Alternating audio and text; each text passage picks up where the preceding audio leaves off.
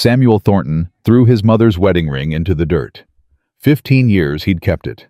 15 years waiting for a woman who wanted him, not his land, not his horses, not the empire he'd built from ashes and blood. Every woman in Colorado had tried. Every single one had failed. He was done waiting. The ring lay there in the summer dust, catching the morning light like a broken promise. Sam turned his back and walked toward the barn. He didn't know that 3 miles away, a woman with blood on her sleeve was about to change everything. Subscribe to channel name and turn on notifications so you don't miss how this story ends. Drop a comment telling me which city you're watching from. I love seeing how far these stories travel. The ring had belonged to his mother for 22 years before the outlaws took her life. Sam remembered how it caught the firelight when she stirred the evening stew, how his father would kiss her hand every morning, like she was still the young bride he'd married. He remembered the blood on the cabin floor. He remembered being 14 and alone. Now he stared at the small gold band lying in the dirt of his ranch yard, and he felt nothing.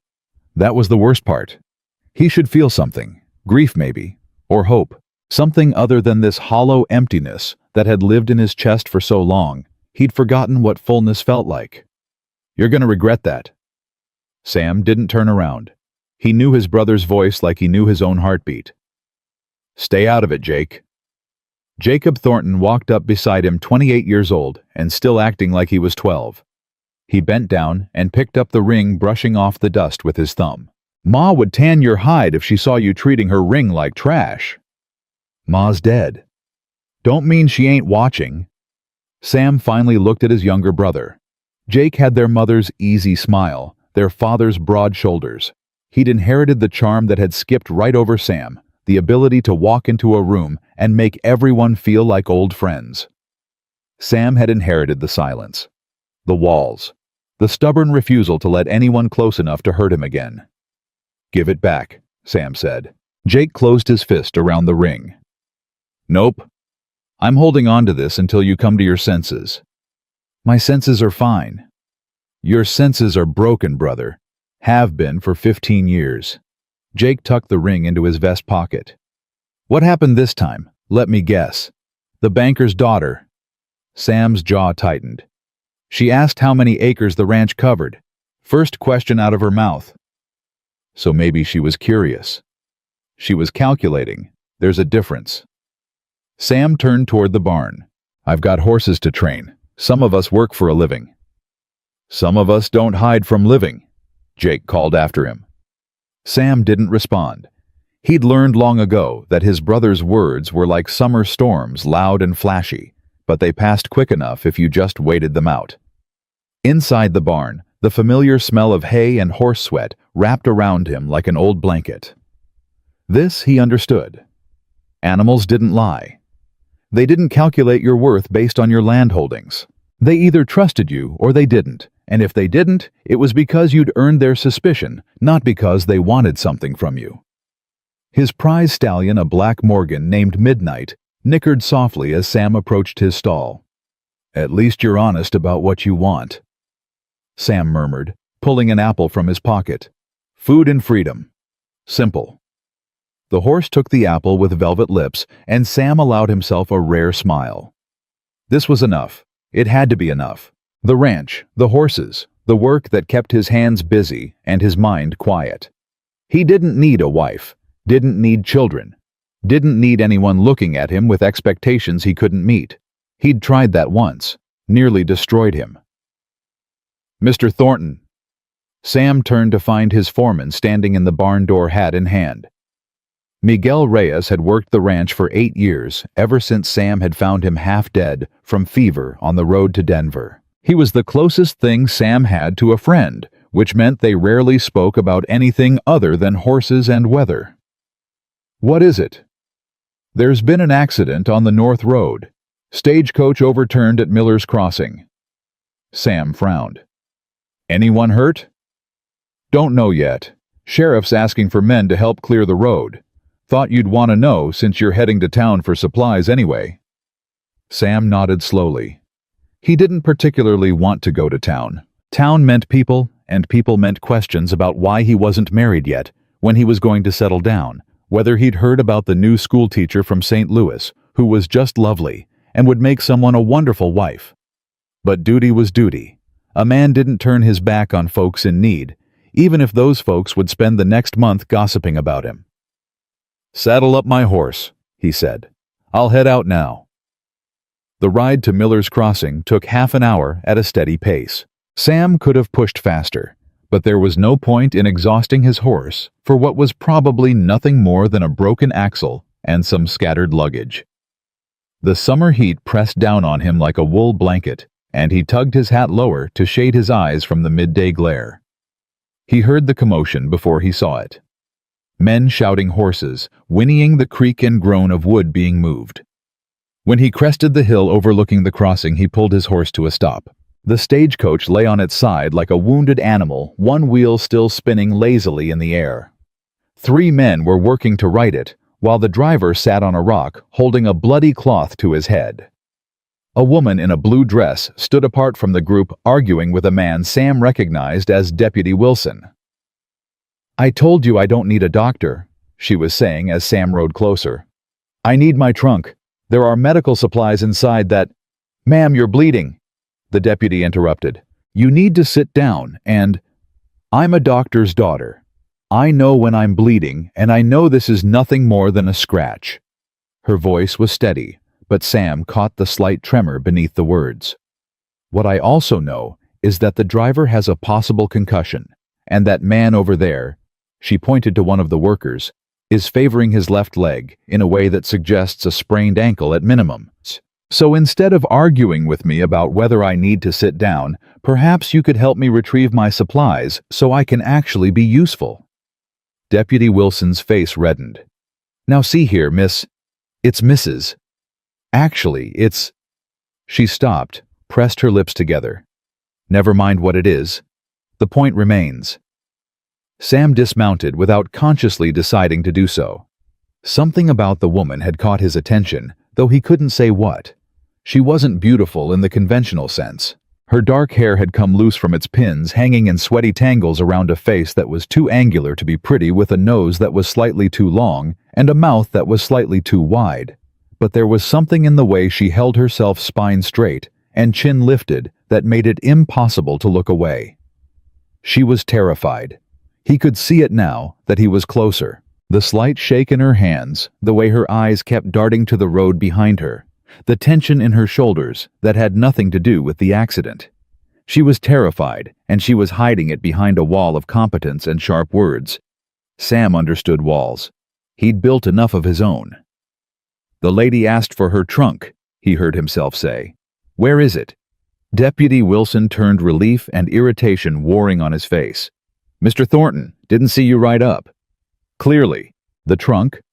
"We haven't had time to sort through the luggage yet. The coach?" "I'll find it myself." Sam turned to the woman. "What's it look like?" She blinked at him, momentarily thrown off balance by his directness.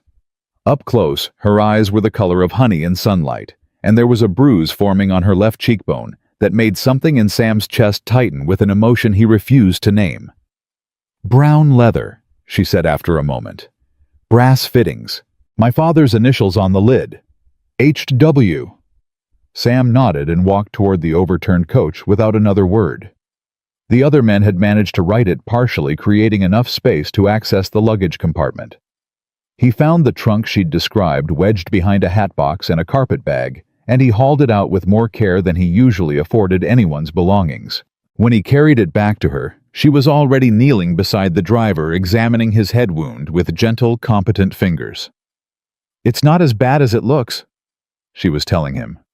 "Head wounds bleed heavily. You'll have a headache for a few days, but you'll live." She looked up as Sam set the trunk beside her. "Thank you." "You're welcome." She opened the trunk, and Sam caught a glimpse of neatly organized medical supplies. Bandages, bottles of various liquids, instruments he didn't recognize. She worked quickly, cleaning the driver's wound and wrapping it with practiced efficiency. "You really are a doctor's daughter," Sam said. "Was." She didn't look up from her work. "He died 6 months ago." "I'm sorry." So am I.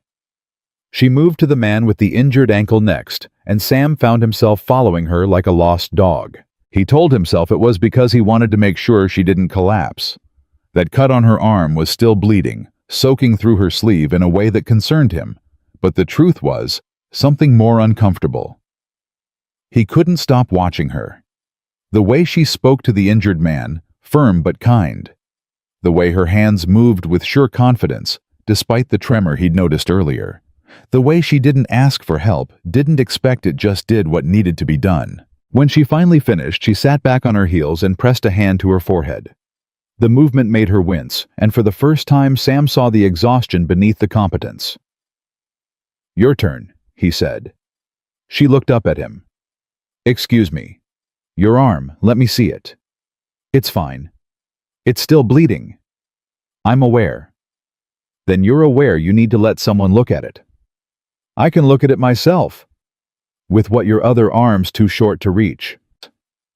She stared at him for a long moment, and Sam saw something flicker in those honey-colored eyes. Suspicion, maybe, or calculation. The same look he'd seen in 100 women who saw him as a means to an end. But no, that wasn't quite right. This was different. This was the look of someone who'd been burned and wasn't eager to touch fire again. He understood that look too. "I'm not going to hurt you," he said quietly. "I'm not going to expect anything in return. I'm just offering to help because you need it, and I'm here." She let out a breath that might have been a laugh if it had any humor in it. "You don't even know my name." "Don't need to know your name to see you're bleeding." Another long pause. Then slowly she extended her arm. The cut was deeper than he'd expected, running along her forearm in a jagged line that would definitely scar. He cleaned it with water from his canteen and bandaged it with supplies from her own trunk, working as gently as he knew how. "Margaret," she said quietly. He looked up. "What?" "My name, Margaret Hayes. Most people call me Maggie." "Sam Thornton." "I know who you are." He frowned. "How?" "The deputy called you Mr. Thornton, and you don't look like anyone's deputy. That means you're someone important enough to be recognized by title alone." She gestured vaguely at his clothes, his horse, the quality of his boots. "Wealthy but not soft. Rancher probably. The largest spread around here belongs to a man named Thornton, so either you're him or you're his brother." Sam felt an unexpected smile tug at the corner of his mouth. "You always this observant." "My father taught me to pay attention. He said observation was half of diagnosis." "Smart man. The smartest I ever knew." Sam finished tying off the bandage and released her arm. Their eyes met, and for a moment neither of them spoke. "Where are you headed?" Sam asked. "Silver Ridge. I was hoping to find work." "What kind of work?" "Any kind." She stood brushing dust from her skirt with her uninjured hand. "I can cook, clean, keep books. I have medical training, though no official credentials. I'm not afraid of hard labor." "What you are is desperate." She flinched as if he'd slapped her. "I prefer determined." Desperate people make dangerous decisions. And judgmental people make poor first impressions. Sam blinked. He couldn't remember the last time someone had snapped back at him like that. Most people either tiptoed around him because of his wealth or avoided him entirely because of his reputation for coldness. This woman did neither. She stood before him, battered and bleeding and alone, and she met his eyes without flinching. "You're right," he said. "That was out of line. I apologize." Now it was her turn to blink. "You apologize? I'm capable of admitting when I'm wrong." "That's rare in a man." "So I've been told." Deputy Wilson approached, interrupting whatever might have come next. "Miss Hayes, the stage will be delayed at least until tomorrow. We need to get the wheel repaired. There's a boarding house in town where you can stay." "I don't have money for a boarding house." Sam spoke before he could stop himself. "I'll cover it." Maggie's eyes snapped to his face. "No. It's not charity. Consider it payment for services rendered. You helped my men today." "They're not your men." "One of them is. Miguel there with the ankle. He works my ranch. You patched him up. That's worth a night's lodging. I don't accept payment for medical care. Then accept it as a loan. Pay me back when you find work. She studied him with those sharp honey eyes, and Sam knew she was trying to find the angle, the catch, the hidden expectation that would reveal his true motives. She wouldn't find one, because there wasn't one. He didn't know why he was helping her. He didn't help people. He kept to himself, minded his own business, and avoided entanglements of any kind. But something about Margaret Hayes had gotten under his skin in a way he couldn't explain and didn't particularly want to examine. Fine, she said finally. A loan. I'll pay you back with interest. No interest. Interest or nothing. You're the most stubborn woman I've ever met. Good. Then we understand each other. She turned and walked toward the salvaged luggage, leaving Sam standing there like a fool. Jake would laugh himself sick if he could see this. The great Samuel Thornton, brought up short by a woman with a bleeding arm and a tongue sharp enough to cut glass. He should walk away. He should get on his horse ride into town, buy his supplies, and forget he ever met her. In a week, she'd find work or move on or do whatever desperate women did, and he'd never see her again. That would be the smart thing to do. That would be the safe thing. Sam watched Maggie Hayes struggle to lift her trunk with one good arm, watched her refuse help from two men who offered, watched her finally accept assistance only when it became clear she couldn't manage alone. And he knew with a certainty that settled into his bones like winter cold that walking away wasn't an option anymore. The boarding house in Silver Ridge was run by a widow named Ruth Pemberton. She was 58 years old, sharp as a tack, and had a reputation for asking no questions as long as you paid your bill and didn't cause trouble. Sam led Maggie there himself, ignoring the curious looks from townspeople who had never seen him escort a woman anywhere. 2 weeks, he told Ruth, pressing money into her hand. Room and board, and don't let her pay you back, she'll try. Ruth's eyebrows rose nearly to her hairline. Samuel Thornton playing benefactor? Never thought I'd see the day. Don't make more of it than it is. Wouldn't dream of it.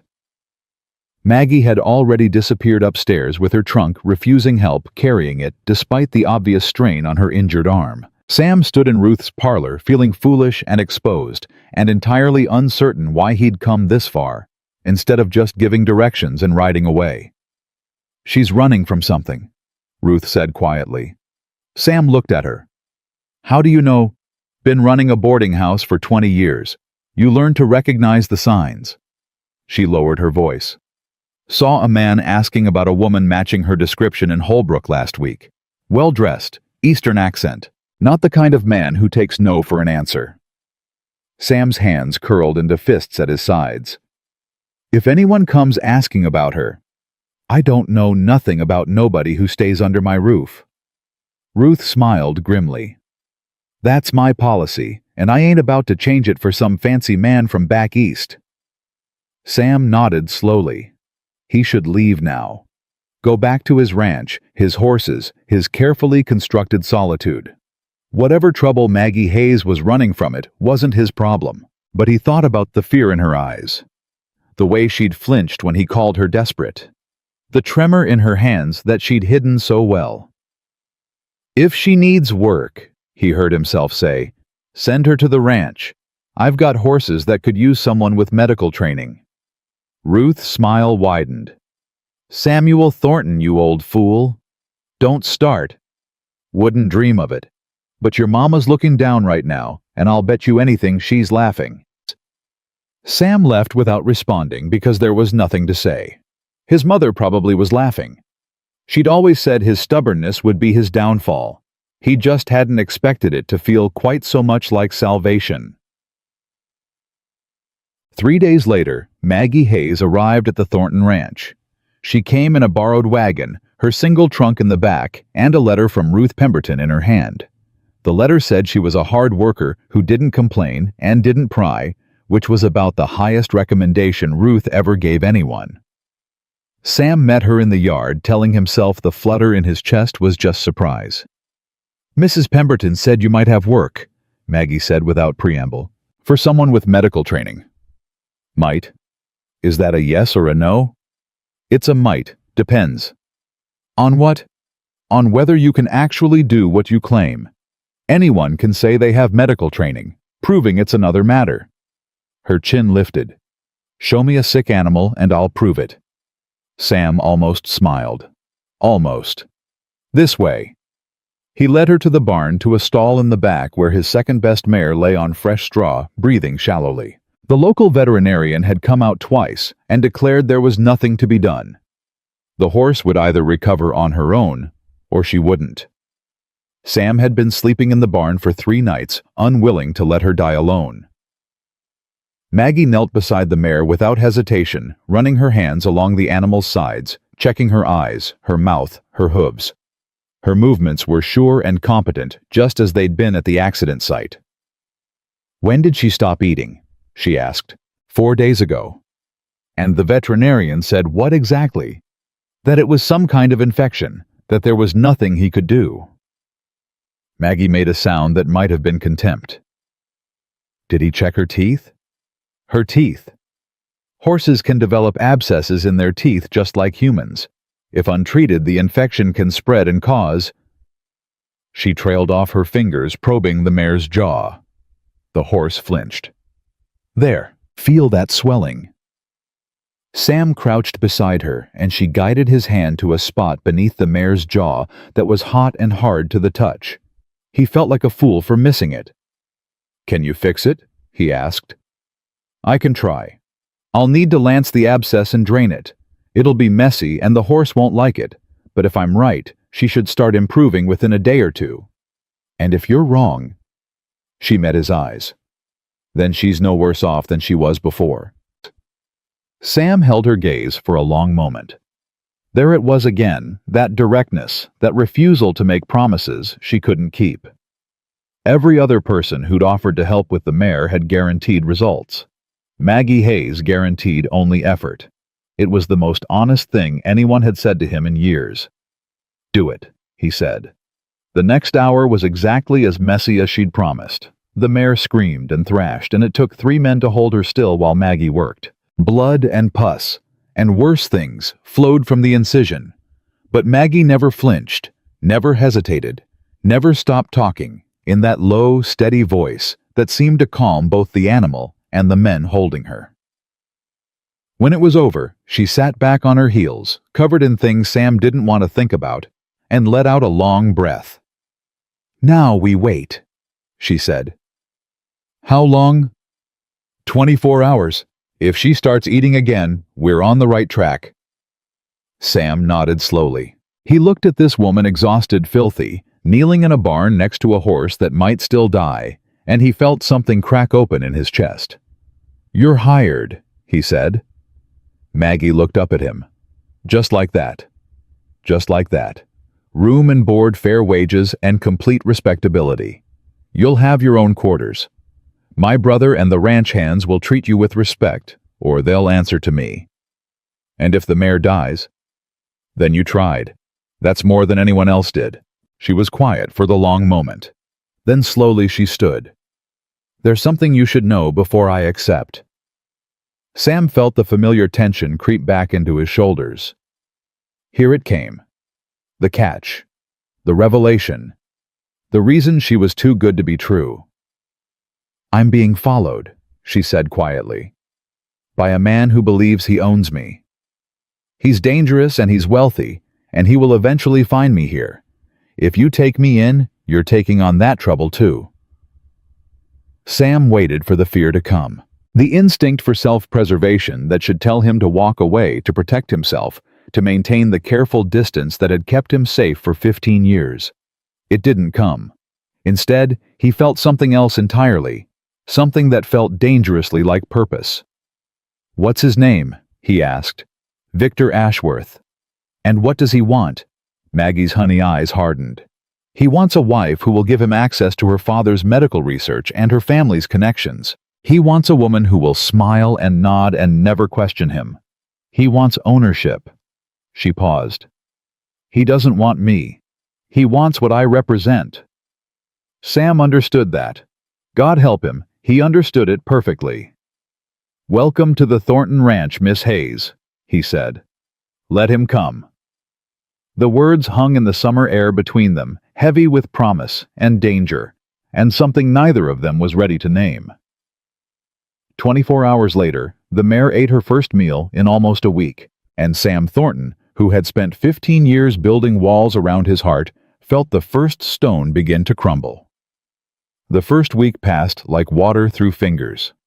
Maggie worked from dawn until her hands ached, and then she worked some more. She tended the horses with a devotion that surprised even herself, learning their names and their temperaments, and the particular way each one liked to be touched. Midnight. Sam's prize stallion had taken to her, immediately pressing his velvet nose against her palm whenever she passed his stall. The mare she'd saved, Bella, the hands called her, followed Maggie around the barn like a lovesick puppy. "Never seen anything like it," Miguel said one morning, watching Bella trail Maggie to the water trough. "That horse wouldn't let anyone near her for 2 years after Mr. Thornton bought her. Now look at her." Maggie smiled and said nothing. She understood Bella in a way she couldn't explain. They were both creatures who had learned to fear human hands, and they were both slowly, painfully learning to trust again. Sam watched her.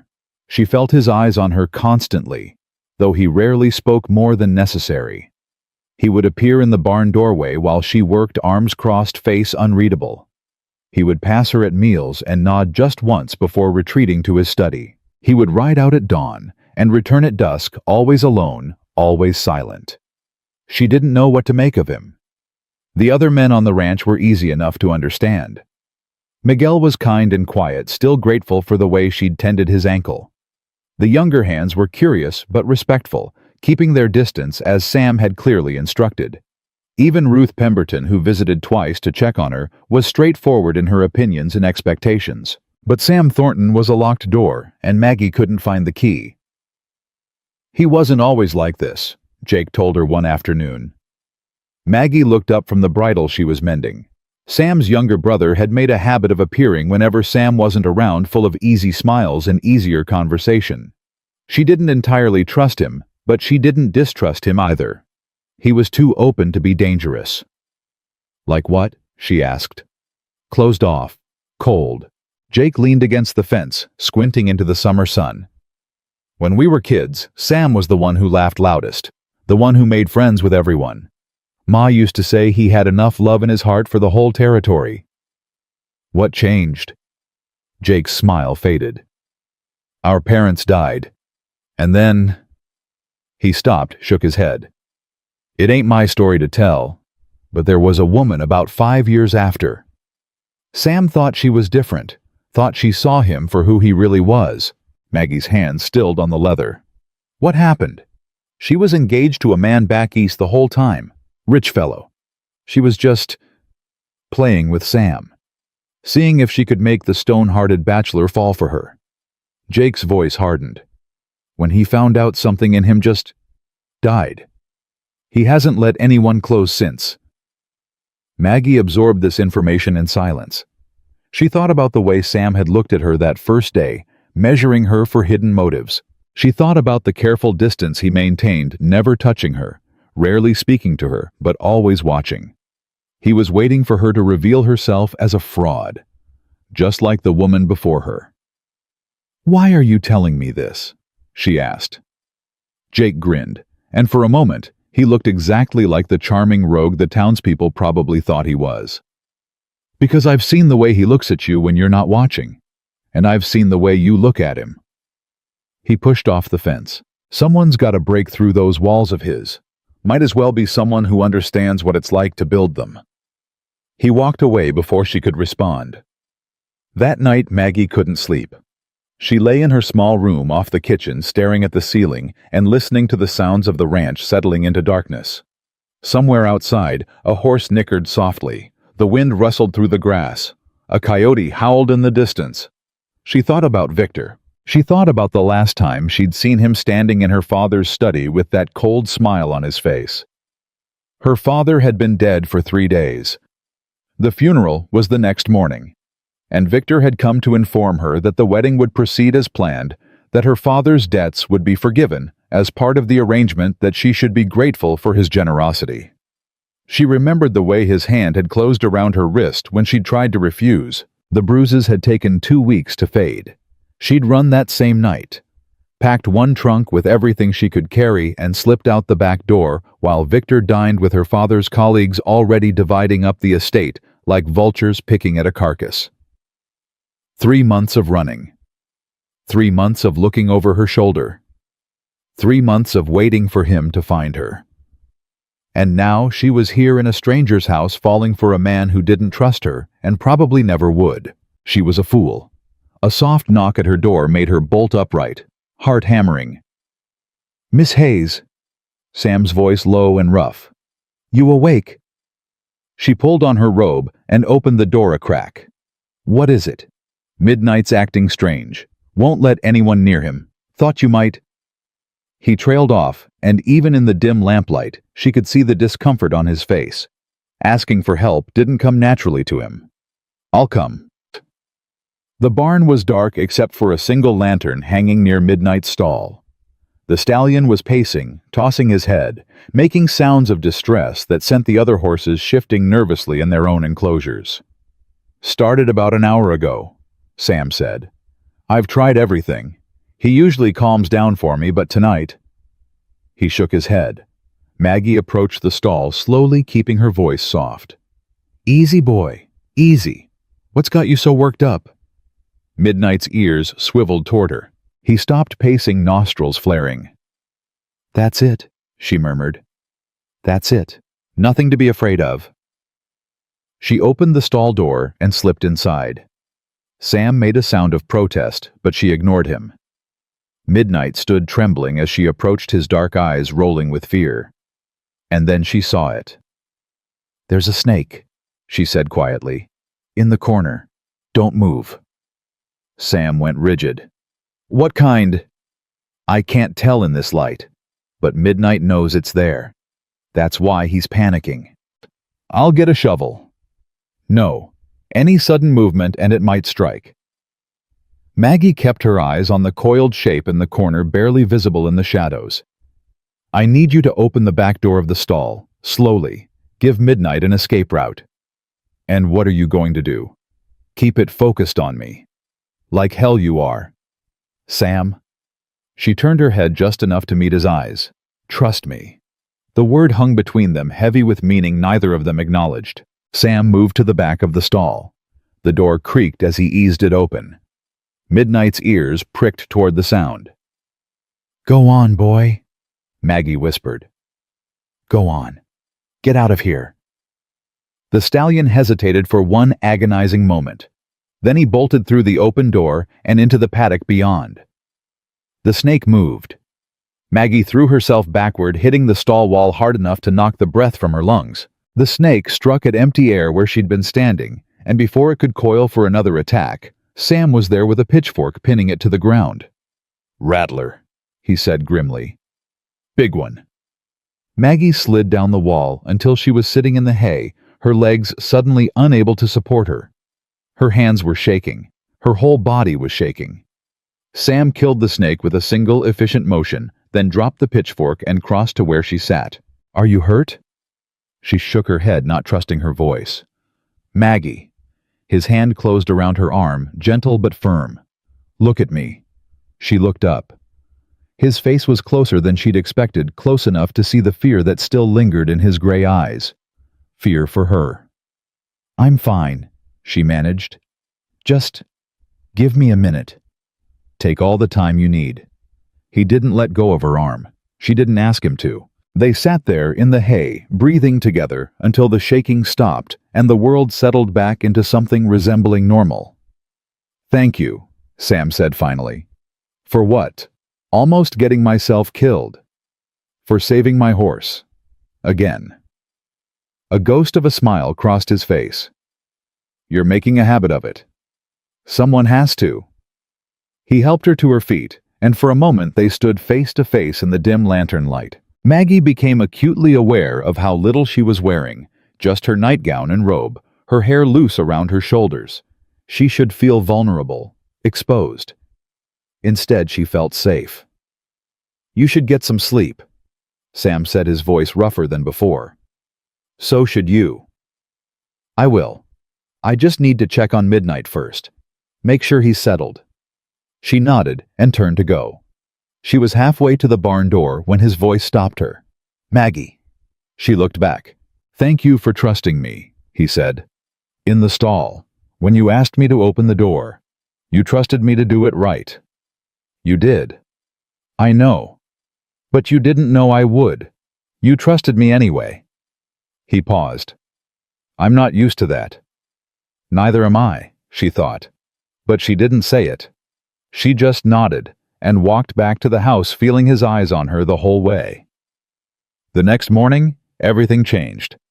Maggie was hanging laundry when Jake rode up at a gallop, his horse lathered with sweat. Where's Sam? He demanded, barely waiting for the animal to stop before he was out of the saddle. In the north pasture. Why? What's wrong? Jake's face was grim. There's a man in town. Eastern fellow. Expensive suit. Asking questions about a woman who arrived on the stagecoach 3 weeks ago. The world tilted sideways. He found me, Maggie whispered. Not yet. Ruth sent him off with some story about a woman matching your description heading to Denver. But he's not stupid. He'll figure out the truth soon enough. Jake grabbed her shoulders. Maggie, who is this man? What does he want? She couldn't answer. Her throat had closed up her chest tight with a fear she'd been running from for 3 months. Maggie. His name is Victor Ashworth, she heard herself say. He's the man I was supposed to marry. The man I ran from. Why did you run? The question unlocked something inside her. The words came pouring out, the engagement arranged by her father before his death. Victor's true nature revealed only after the documents were signed, the bruises hidden beneath long sleeves and high collars, the night she'd fled with nothing but a trunk full of medical supplies and her father's research notes. He doesn't want me, she finished, her voice hollow. He wants my father's research. My father was working on something, a new treatment, a new technique. Victor invested heavily in it. Without me, without the notes, he loses everything. Jake's grip on her shoulders tightened. Does Sam know? He knows someone is following me. He doesn't know the details. He needs to know. I can't. Maggie. Jake's voice was firm.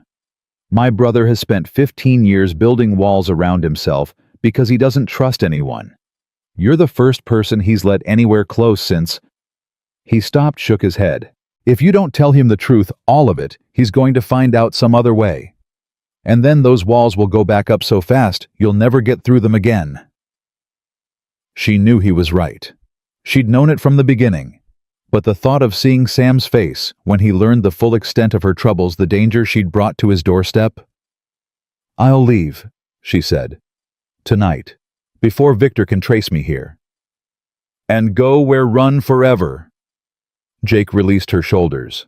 Is that really what you want? No, God, no. She wanted to stay. She wanted this ranch, this life, this chance at something real.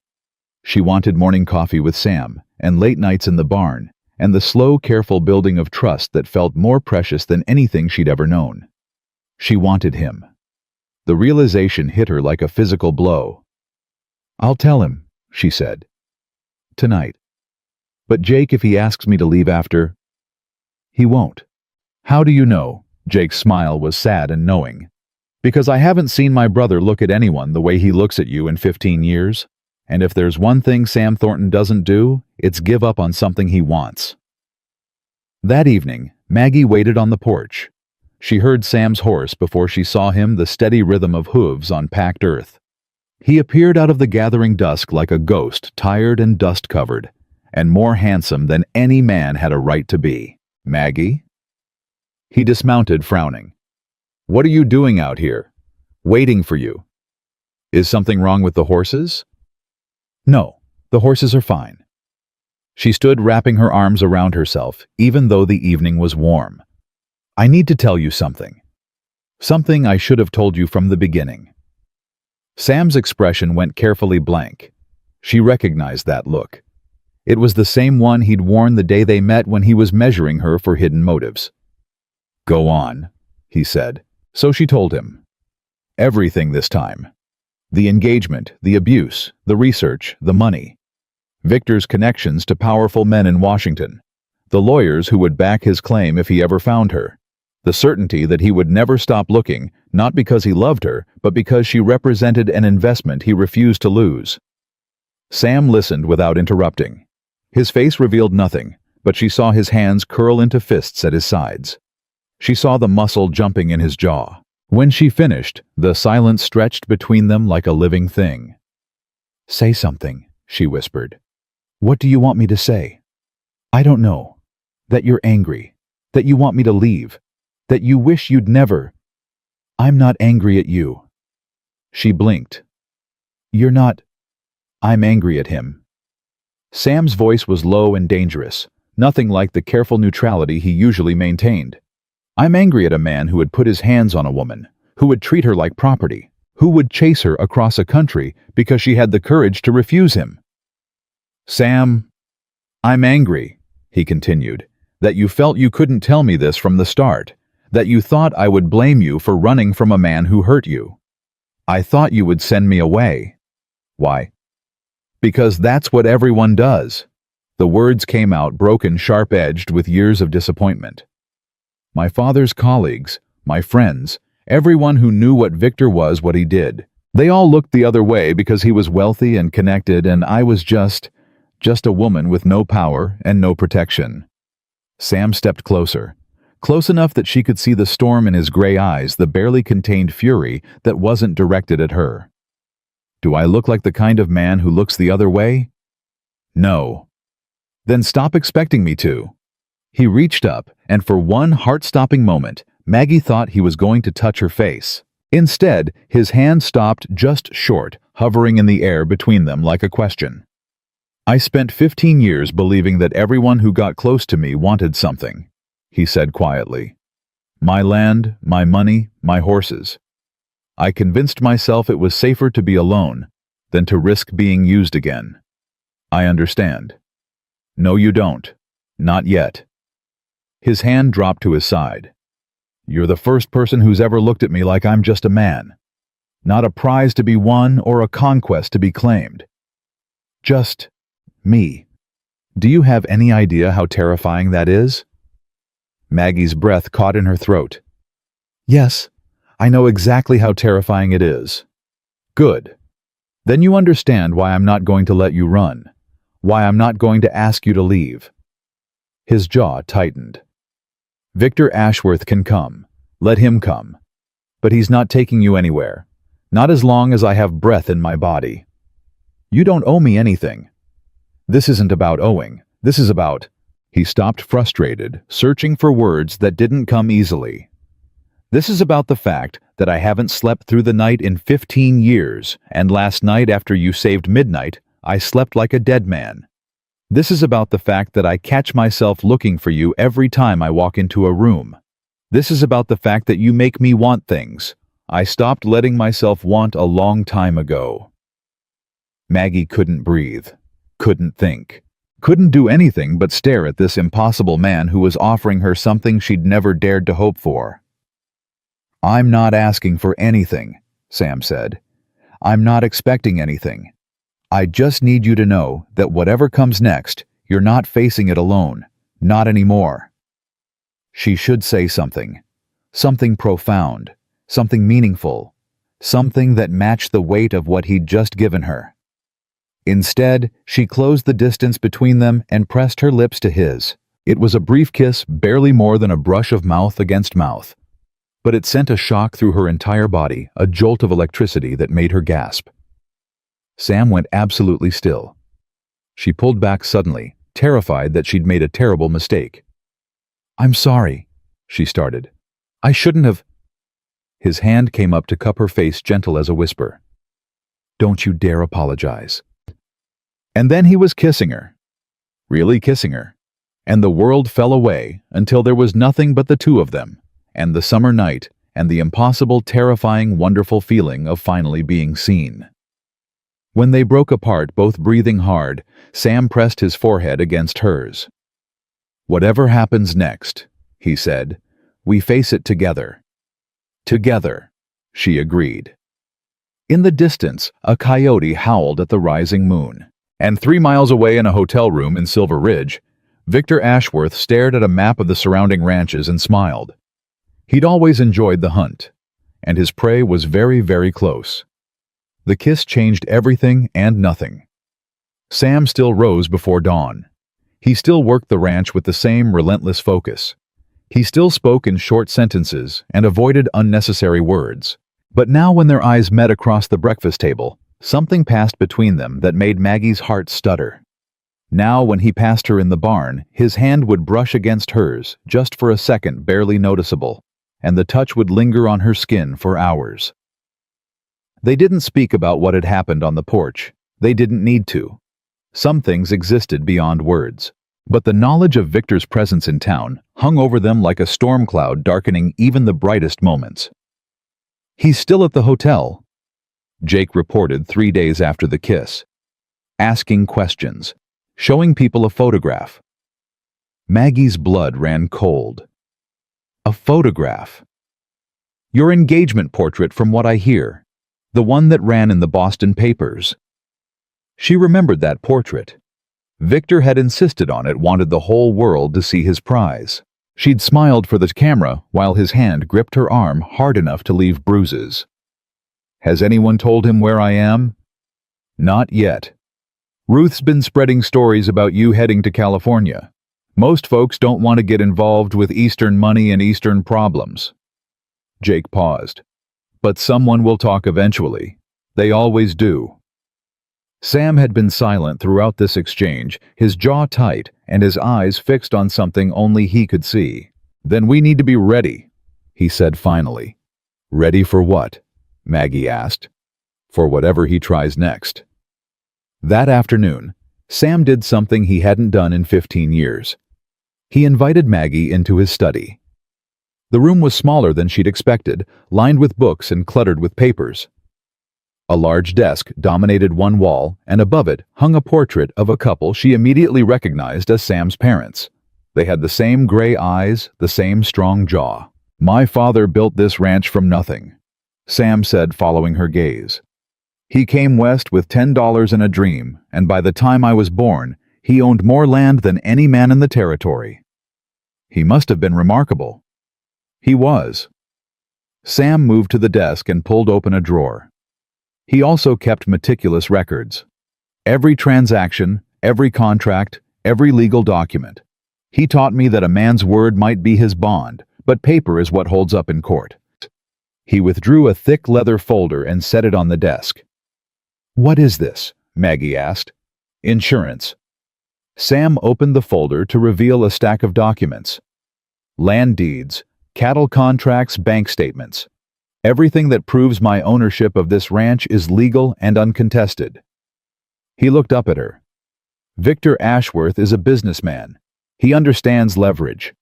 Right now he thinks you're alone and unprotected, a woman with no resources and no allies." "I am alone and unprotected. Not anymore." Sam pulled out a fresh sheet of paper. "I want to hire you, officially, as the ranch's veterinary specialist.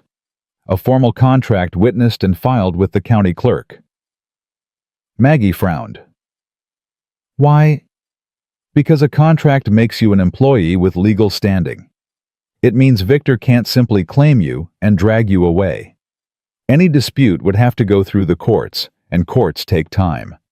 Time for us to find another way." "Another way to what?" Sam's eyes met hers. "To stop him, permanently." She stared at him, this man who had spent 15 years avoiding entanglements of any kind, now weaving himself into her troubles with methodical precision. "You've thought about this," she said. "I've done nothing but think about this since Jake told me he was in town." "Why?" The question hung between them. Sam set down his pen and walked around the desk until he stood directly in front of her. "Because 3 weeks ago I threw my mother's ring in the dirt," he said quietly. "I'd given up. On love, on connection, on the possibility that anyone could want me for who I am, rather than what I own. And then you walked into my life with blood on your sleeve and fire in your eyes, and you made me want things I'd stopped believing in. Maggie's throat tightened. Sam? I'm not good at this. At saying what I feel. I've spent too long building walls to know how to tear them down gracefully. He reached up and tucked a strand of hair behind her ear. But I know that I'm not willing to lose you. Not to Victor Ashworth, not to fear, not to anything. So if you'll let me, I'm going to fight for you. Even if you think you don't deserve it. Even if you think it's not worth the trouble. It's not about what I deserve. It's about what you'll lose. What will I lose? Everything. Her voice cracked. Victor has connections to senators, to judges. He could destroy your reputation, challenge your land rights, make your life a living hell. Let him try. You don't understand. I understand perfectly. Sam's hands came up to frame her face. I understand that a man who hurts women is a coward. I understand that cowards rely on fear to maintain their power. And I understand that fear only works if you let it. His thumbs brushed away tears she hadn't realized she was crying. I spent 15 years letting fear control me. I'm done. Are you? She wanted to argue, wanted to list all the reasons this was a terrible idea, all the ways it could go wrong, all the damage Victor could inflict.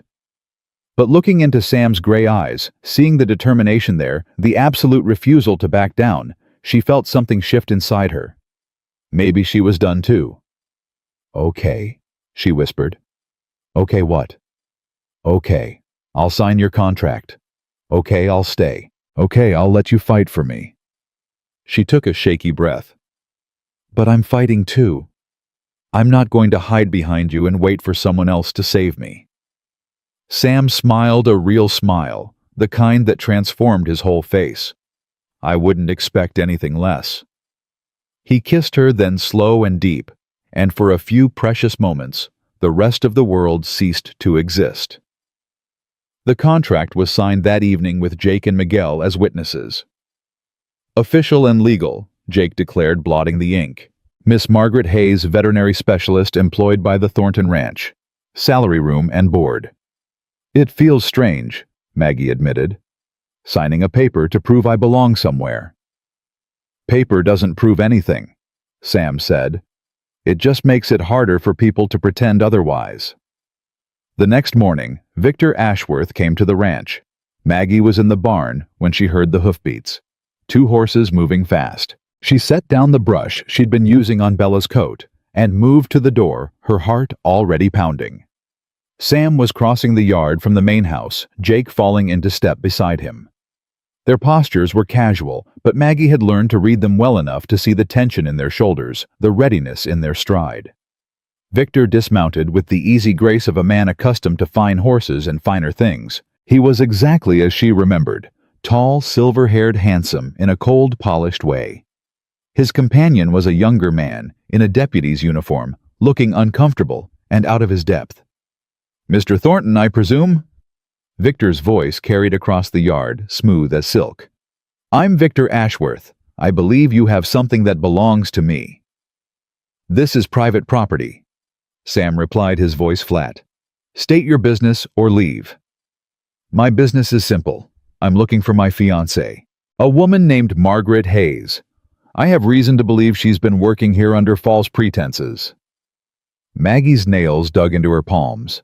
She wanted to run, wanted to hide, wanted to be anywhere but here.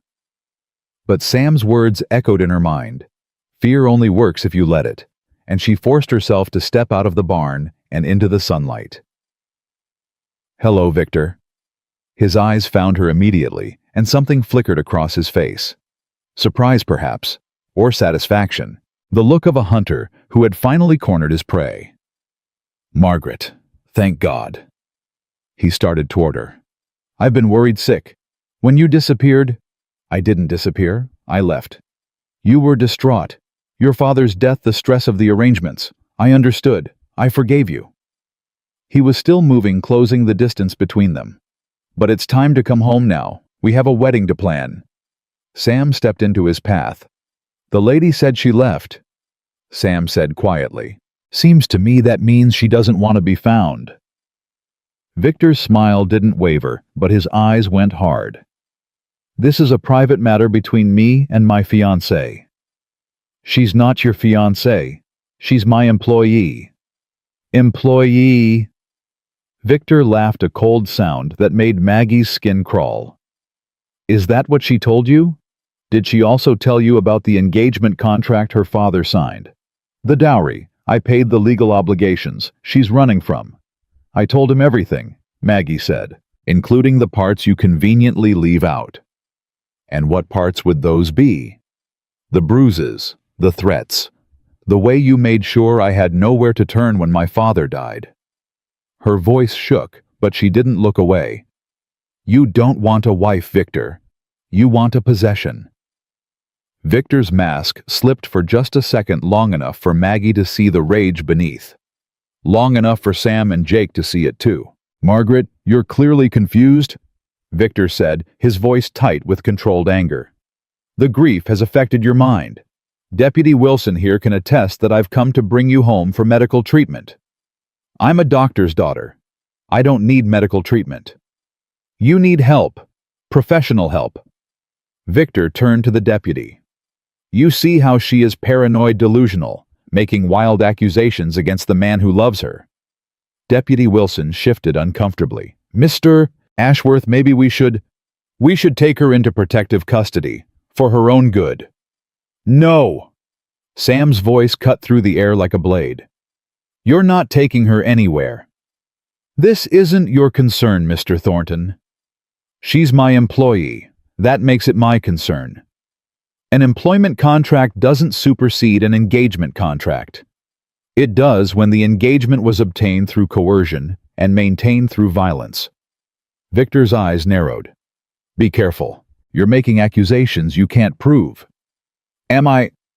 Sam reached into his pocket and withdrew a folded piece of paper. This is a letter from the physician who treated Margaret's injuries after your last disagreement. Dr. Thomas Grant. He documented everything. Bruises on her arms, her ribs, her throat. He was too afraid to report it while your father was alive, but he's willing to testify now. Maggie's breath caught. She hadn't known about any letter, hadn't known Dr. Grant had documented anything. Victor's face went pale beneath his tan. Where did you get that? Doesn't matter where I got it. What matters is where it'll end up if you don't turn around and ride out of here. You're bluffing. Try me. The silence stretched between them, thick with tension. Maggie watched Victor's face, watched him calculate odds and outcomes the way he calculated everything. Finally, he smiled. It was not a pleasant expression. Very well, Mr. Thornton. You've won this round, but let me be clear. He stepped closer to Sam, close enough that their faces were inches apart. That woman is mine. She was promised to me, and I always collect what I'm owed. This isn't over. It won't be over until I have what belongs to me. She doesn't belong to you. She doesn't belong to anyone. We'll see. Victor turned and mounted his horse. Enjoy your little victory while it lasts. I'll be back.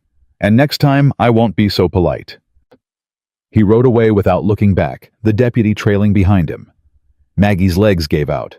Sam caught her before she hit the ground, his arms strong and steady around her.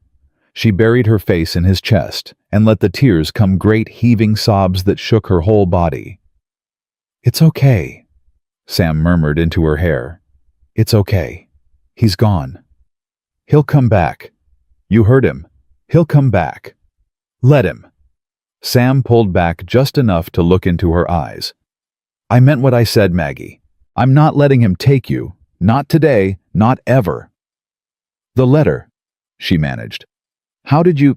Jake. Sam's mouth quirked. Turns out my little brother is better at investigation than I gave him credit for. He's been sending telegrams all week tracking down anyone who might have information about Ashworth's past. And Dr. Grant just sent a letter. Dr. Grant hated what Victor did to you. He hated himself for staying silent. When Jake contacted him, he jumped at the chance to help. Maggie laughed a wet, broken sound. I had no idea. You were too busy running to look back.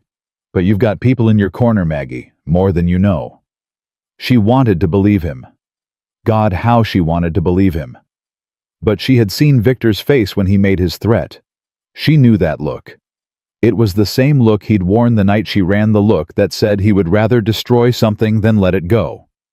This wasn't over. It was only beginning. That night, Sam showed her the ring. They were sitting on the porch watching the stars emerge one by one in the velvet sky. The tension of the day's confrontation still hummed in the air. But there was something else too, a fragile sense of hope that hadn't existed before. Jake gave this back to me, Sam said, pulling the small gold band from his pocket. After you arrived, he said I'd need it eventually. Maggie stared at the ring, catching the lamplight from the window. Your mother's ring. My grandmother's, actually. My grandfather gave it to her when they were married back in Pennsylvania. She passed it down to my mother and my mother. He swallowed hard. My mother was wearing it the day she died. Sam, you don't have to. I know I don't have to. I want to. He turned the ring over in his fingers.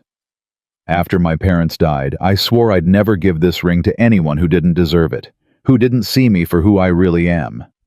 And you've been waiting 15 years. 15 years? He looked at her, his gray eyes reflecting the starlight. I think I was waiting for you. Sam, I'm not proposing. Not yet. It's too soon, and you've got enough to deal with without me adding pressure. He pressed the ring into her palm. But I want you to hold on to this, as a promise. When this is over, when Victor is gone and you're safe, I'm going to ask you to marry me. And this ring will be part of that question. Maggie's hand closed around the gold band. It was warm from his touch, small and perfect, and weighted with more meaning than she could comprehend. What if I say no? Then you say no, and I'll respect that, but at least I'll have tried. He smiled that rare, beautiful smile that transformed his whole face. I'm done being afraid to try. She leaned into him, resting her head against his shoulder. I'm not afraid anymore either, she whispered. Not with you. They sat there until the moon rose, two people who had been broken by life, learning how to be whole again. But the peace wouldn't last. At midnight, Jake burst through the door with news that would change everything. The hotel. He gasped out of breath from running. Victor's not there. Hasn't been since this afternoon. Sam was on his feet instantly. Where did he go? I don't know, but I found something else. Jake held up a telegram. He's been sending messages to someone in Denver.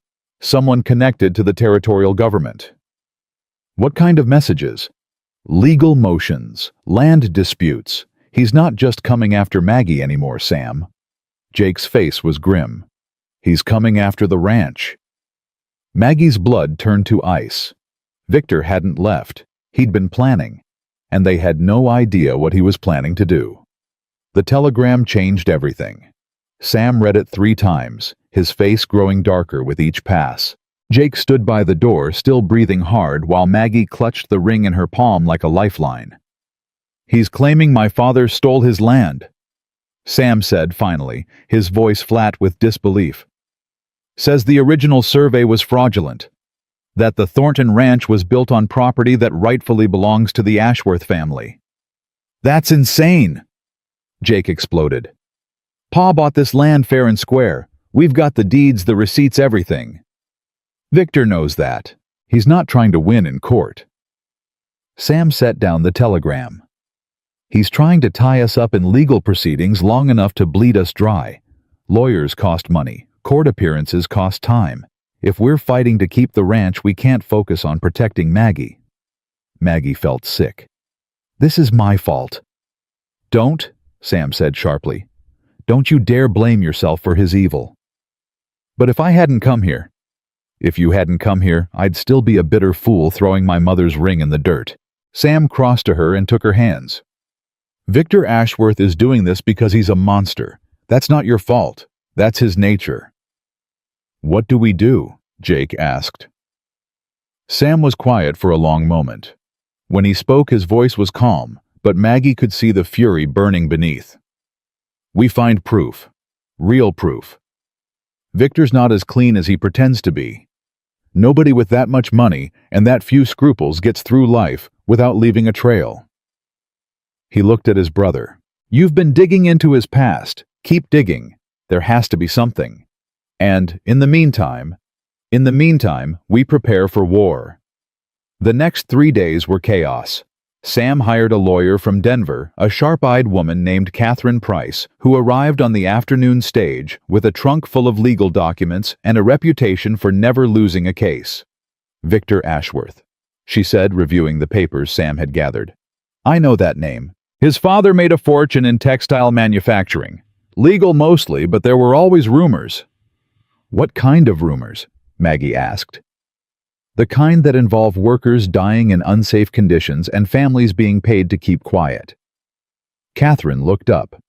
The son is supposedly worse. Smarter about hiding it, but worse. Can you prove any of that?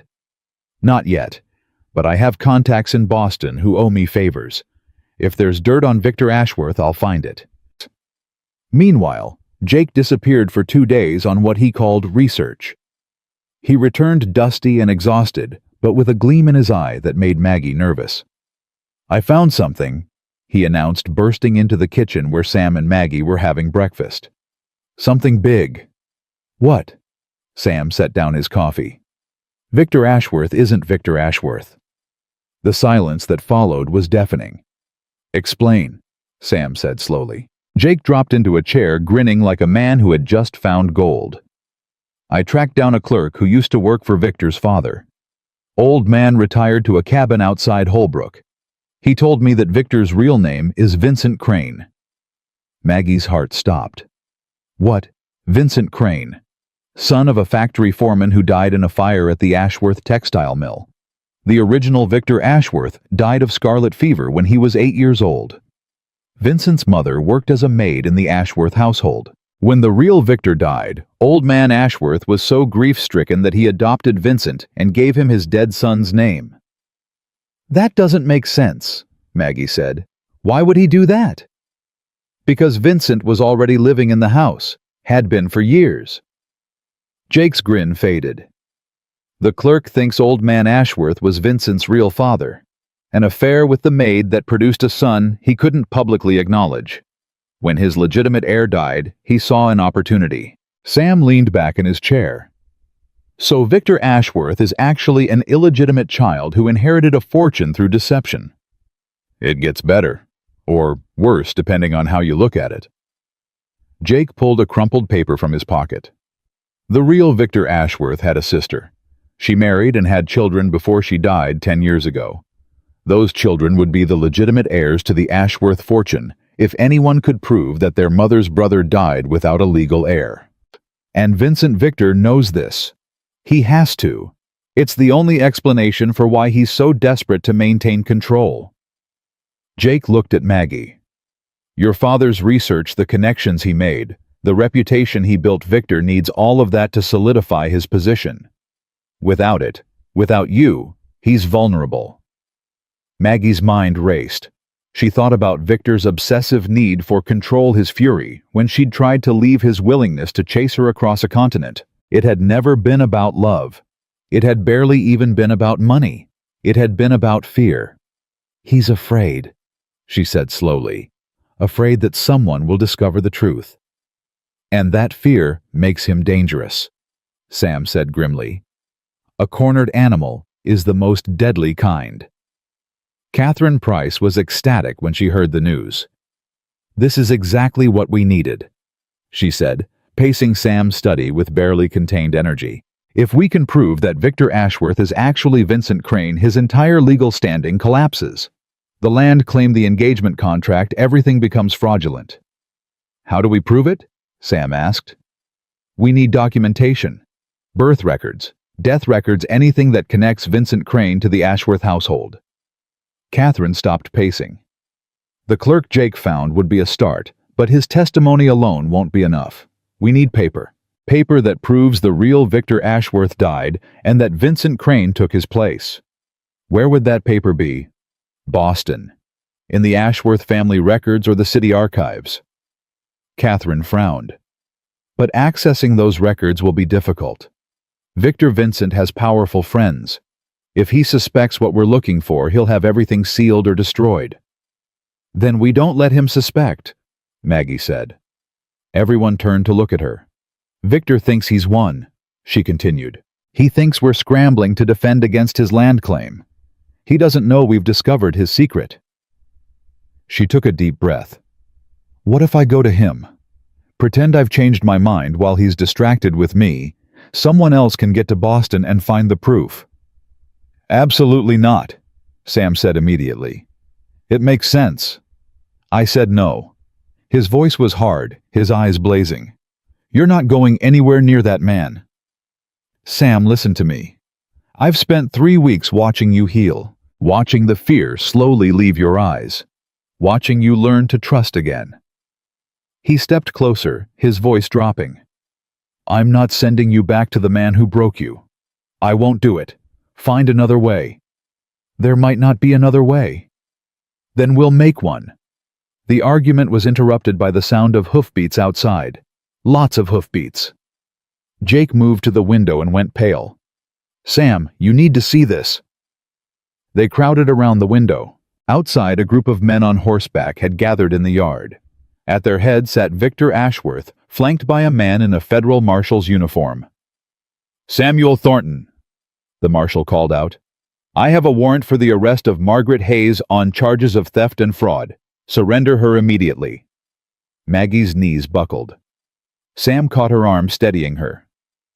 What theft? He demanded through the window. What fraud? She stole valuable research materials from the Ashworth estate, research funded by Mr. Ashworth and legally his property. The marshal held up a document. I have sworn affidavits and a court order. This isn't a request, Mr. Thornton. It's a legal mandate. My father's research, Maggie whispered. The notes I took when I fled. Victor must have reported them as stolen. Did you take them? They were my father's work, his life's work. Victor had no right. She stopped, seeing the look on Sam's face. Yes, I took them, but they're not his property. They were never his property. Sam's jaw tightened. He turned back to the window. I need to see that warrant. Come out and I'll show you. I'm not walking into an ambush. Send the marshal alone with the document. Your men stay where they are. A tense pause. Then Victor nodded and the marshal dismounted. Sam met him at the door. The warrant was real. The charges were detailed. The court order was signed by a judge. Maggie recognized a man Victor had bragged about controlling years ago. This is a setup, Sam said quietly to the marshal. You have to know that. What I know is that I have a job to do. The marshal looked uncomfortable, but determined. The lady can fight the charges in court. That's her right. But I have to take her into custody. And if I refuse to let her go, then I arrest you for obstruction and my men take her anyway. The marshal's voice softened. Don't make this harder than it has to be, Mr. Thornton. She'll get a fair trial. With Victor Ashworth's judge. That's not a trial. That's a lynching. Maggie touched Sam's arm. It's okay. It's not okay. It has to be.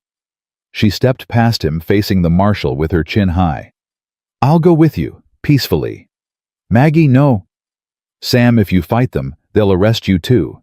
Then who will find the proof? Who will clear my name? She forced a smile. Trust me, like I trusted you in the barn with the snake. Remember. His face crumpled. For one agonizing moment she saw beneath the walls, saw the terrified boy who had lost his parents, the wounded man who had been betrayed by everyone he let close. She saw how much it cost him to let her go. I'll find you, he said hoarsely. Whatever it takes.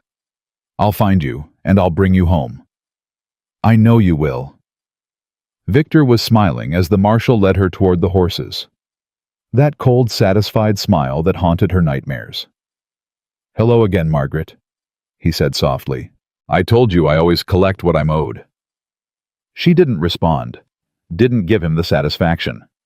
But as she mounted the horse they provided, she looked back at Sam standing on the porch of his ranch, his hands clenched at his sides, his face a mask of barely controlled rage.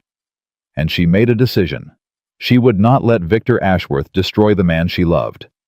Whatever it took, whatever she had to sacrifice, she would end this, even if it meant ending herself.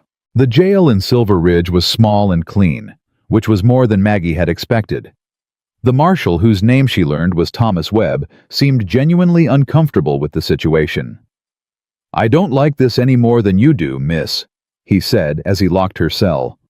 "But the law is the law." "The law can be bought," Maggie replied. Victor Ashworth proved that. Marshal Webb didn't argue. He just looked tired. That night alone in her cell, Maggie allowed herself to cry. Not for herself, she'd made her peace with whatever was coming, but for Sam. For the hope she'd glimpsed in his eyes, the future they might have had. She cried for the ring still hidden in her pocket, warm against her thigh. The ring she couldn't bear to part with even now. She was still awake at midnight when she heard footsteps. "Maggie!" Her head snapped up. Jake stood on the other side of the bars, dressed in dark clothes, a ring of keys in his hand. "What are you doing here?" "Getting you out." He fumbled with the lock. "Sam's plan. He's waiting outside of town with horses." "Jake, if you do this, you'll be fugitives. Both of you. We'll be fugitives together." The lock clicked open. "Come on, we don't have much time." They slipped out the back of the jailhouse into the dark streets of Silver Ridge. Maggie's heart pounded so loud she was sure someone would hear it. "Where's Sam?" "Miller's Crossing. Same place you first met." Jake's hand closed around her wrist. "Stay close. Stay quiet." They made it 2 blocks before Victor stepped out of the shadows. "I wondered if you'd try something like this," he said conversationally. He wasn't alone. 4 men flanked him, all armed. "The marshal was very accommodating when I suggested additional security might be needed." Jake pushed Maggie behind him. "Let her go, Ashworth." "That's not my name." Victor's smile was razor sharp. "But I suppose you knew that already. Your brother's been busy. We know everything. Your real identity, your father's deception, the legitimate heirs you've been hiding from. It's over." "Is it?" Victor moved closer. "Tell me, Mr. Thornton, did you find any proof, any documentation, any evidence that would hold up in court?" Jake hesitated. "I thought not." Victor gestured to his men. "Take her. Kill him." "No," Maggie screamed. Everything happened at once. Jake drew his gun. Victor's men drew theirs. Shots exploded in the darkness, muzzle flashes lighting up the night like lightning. Jake fell. Maggie dropped to her knees beside him. Blood spread across his shirt, dark and terrible. His eyes were wide with shock. Jake, look at me." "Maggie." His voice was weak. "Run. You have to run. I'm not leaving you." "Tell Sam." He coughed and blood bubbled at his lips. "Tell him I'm sorry. For everything. Tell him yourself. You're going to be fine. You're going to—" His hand went limp in hers. "No." The word tore out of her like a scream. "No, no, no!" Victor's men grabbed her arms, dragging her away from Jake's body. She fought like a wild thing, scratching, biting, kicking. It didn't matter. There were too many of them. "Such drama," Victor said, watching her struggle. "Your father was the same way, passionate to the end." The words cut through her grief like a blade. "What did you say? Did you really think your father died of natural causes?" Victor leaned close enough that she could smell his cologne, see the madness dancing in his eyes. "He was going to cut me out of the research, going to take everything I'd invested and give it to some university. I couldn't allow that." "You killed him." "I expedited his passing. Heart attacks are so common in men his age." Victor shrugged. "Just like tragic accidents happen to people who ask too many questions. Your new friends, for instance." Horror washed through her. "You're going to kill Sam." "I'm going to take everything he has. His ranch, his reputation, his brother's life." Victor's smile widened. "And then I'm going to make you watch while I destroy everything he ever cared about." That's the price for humiliating me, Margaret. That's what happens when you run." She stopped struggling, stopped fighting, let her body go limp in the grip of Victor's men. "You're right," she said quietly. Victor's eyebrows rose. "I beg your pardon." "You're right. I can't beat you. I can't escape you. I can't protect anyone from you." She lifted her eyes to his. "But I can tell you where the proof is. The documentation that exposes who you really are. I can give you that, and you can destroy it, and this can all be over." "Why would you do that?" "Because I'm tired of running. I'm tired of watching people die for me." Her voice cracked. "I just want it to stop. Please, just make it stop." Victor studied her for a long moment. She could see him calculating, weighing the risks and rewards. "Where?" he finally asked. "Not here. I'll show you. But you have to promise, you have to swear that you'll leave Sam alone. That once you have what you want, you'll go back to Boston and never touch him or his ranch." "You're in no position to bargain." "Then kill me. Kill me right here and never find out where those documents are. Because I'm the only one who knows Victor. I'm the only one who can save you." The lie came easily. She had no idea where the proof was, didn't even know if it existed, but she saw the flicker of doubt in Victor's eyes, the fear that had driven him for so long. He believed her. "Very well," he said. "Show me." She led them into the darkness, away from Jake's body, away from any hope of rescue. But as they walked, she slipped her hand into her pocket and felt the cool metal of Sam's mother's ring. She had a plan. It was a terrible plan, and it would probably get her killed, but it was all she had. They stopped at an old mine shaft outside of town, abandoned for years and supposedly haunted by the ghosts of miners who died in a collapse. "It's in there," Maggie said, pointing to the entrance. "My father hid copies of his research in a safety box. He was paranoid about his work being stolen. He told me about this place before he died." Victor's eyes narrowed. "You expect me to believe he hid important documents in an abandoned mine. I expect you to believe he was dying and afraid, and desperate to protect his life's work from the man who was killing him." Maggie's voice was steady, despite the terror clawing at her chest. "You want the proof it's inside. Go get it yourself." "I'm not a fool. You first." "Fine." She walked into the darkness without hesitation. Victor followed, a lantern in one hand and a pistol in the other. His men stayed at the entrance, guarding against anyone who might follow. The tunnel stretched deep into the earth, the air growing cooler and mustier with each step. Maggie counted her paces, waiting for the right moment. "How much farther?" Victor demanded. "Not far." "This better not be a trick, Margaret." "It's not a trick. I'm giving you exactly what you want." She stopped at a junction where two tunnels branched off in different directions. Ancient support beams lined the walls, wooden and rotting, and barely holding back tons of rock. "Here," she said. "He hid it behind that beam." Victor moved past her, holding up his lantern to examine the beam she'd indicated. His back was to her. His attention was elsewhere. "Now." Maggie grabbed the lantern and threw it at the support beam with all her strength. The glass shattered. The oil spread. The old dry wood caught fire instantly. Victor spun around, his face twisted with rage. "What have you done?" "What my father couldn't." Maggie backed toward the tunnel entrance. "I'm ending this." The fire spread faster than she'd expected, racing up the support beam and igniting the ancient timbers around it. The tunnel groaned, a deep, ominous sound that vibrated through the earth. Victor lunged for her. She dodged, scrambling over rocks and debris. His hand caught her dress, tearing the fabric, but she wrenched free and kept running. Behind her, the ceiling began to collapse. She ran blindly through the darkness, stumbling and falling and picking herself up again. The roar of falling rock filled her ears, drowning out everything else. Victor's screams, her own heartbeat, the desperate prayer she was whispering over and over. She saw light ahead, the entrance, safety. 10 feet, 5 feet, 2 feet. She burst out of the tunnel just as the entire structure collapsed behind her. The noise was deafening, a thunderous avalanche of stone and earth that seemed to shake the whole world. Dust billowed out of the entrance, choking her, blinding her. Victor's men stood frozen, staring at the destruction.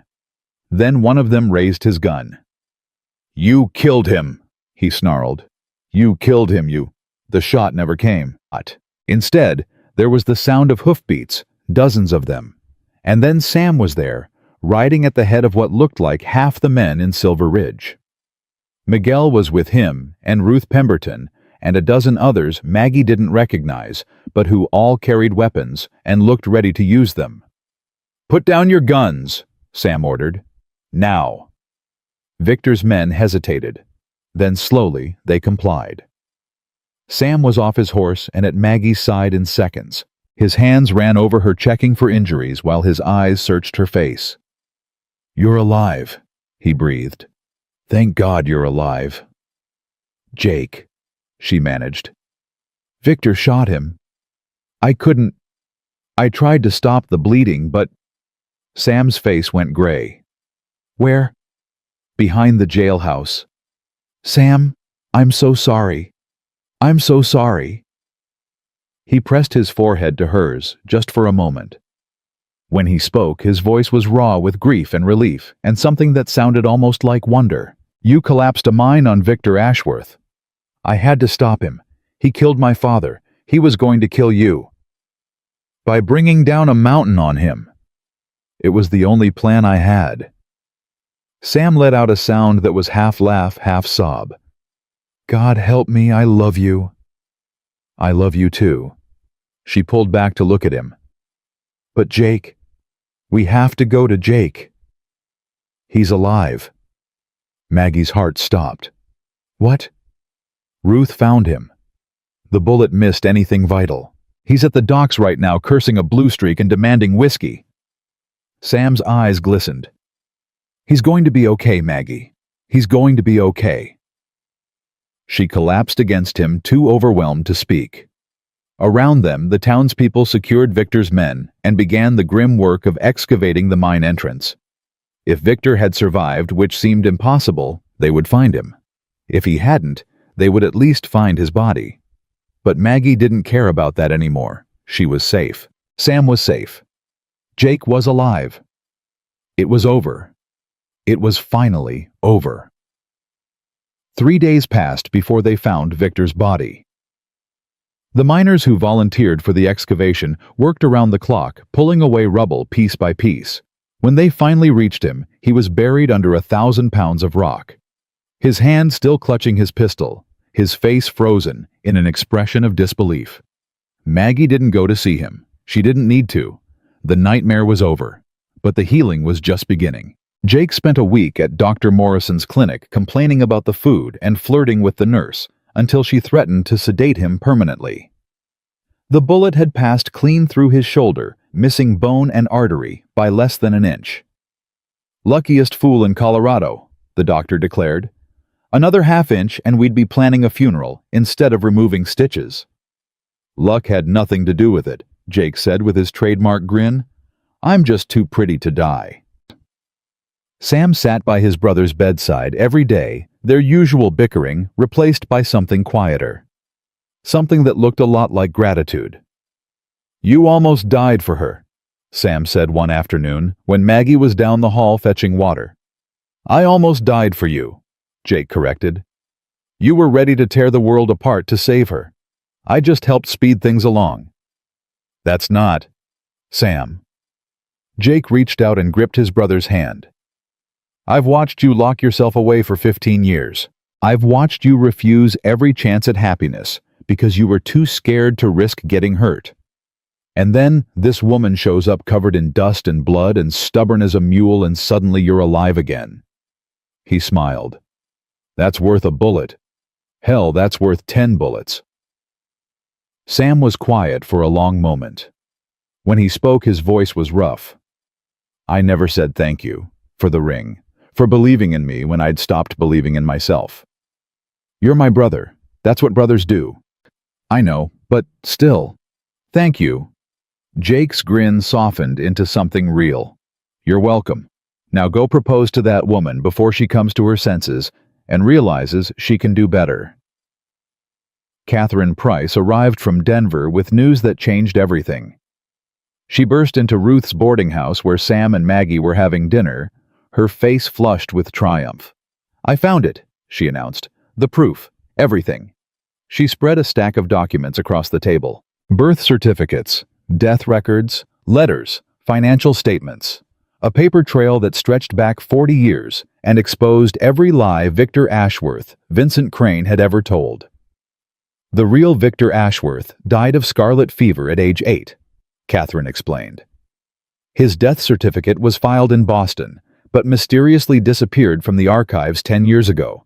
I found a copy in a church record that the Ashworth family apparently didn't know existed.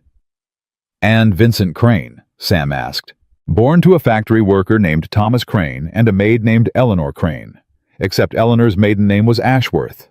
She was Old Man Ashworth's cousin, which means Vincent was legitimate Ashworth blood, just not through the proper channels." Catherine smiled grimly.